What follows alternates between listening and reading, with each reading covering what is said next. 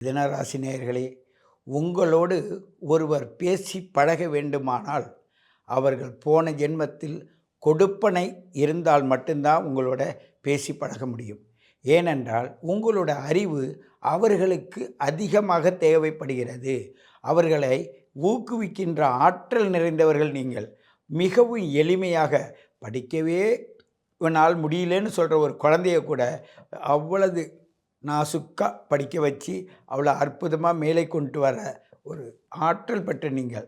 ஏனென்றால் உங்கள் ராசியில் எந்த கிரகமும் உச்சம் கிடையாது.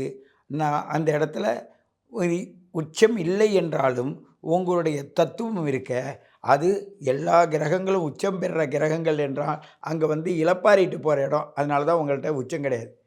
ஏனென்றால் அவங்கள்ட்ட யாரும் ஆணவமே பேச முடியாது. உச்சம் என்றால் ஆணவம் இல்லை, தன்னை பற்றிய பெருமை இதெல்லாம் பேச முடியாது. ஏன்னு கேட்டால் உங்கள்கிட்ட வந்தால் அவங்க நார்மலாக தான் இருப்பாங்க.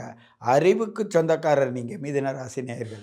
அன்புக்கு சொந்தக்காரர்கள் நீங்கள். அந்த ஆற்றலுக்கு சொந்தக்காரர் நீங்கள். இன்பத்தை தரக்கூடியவர்கள் நீங்கள். ஆகையினால் இன்பத்திற்கே இனிய தென்றலாக இருக்கக்கூடிய உங்களோடு பேசி பழகின்ற காலங்கள் யாருக்கு கிடைக்கிறதோ அவர்கள் கொடுத்து வைத்தவர்கள்.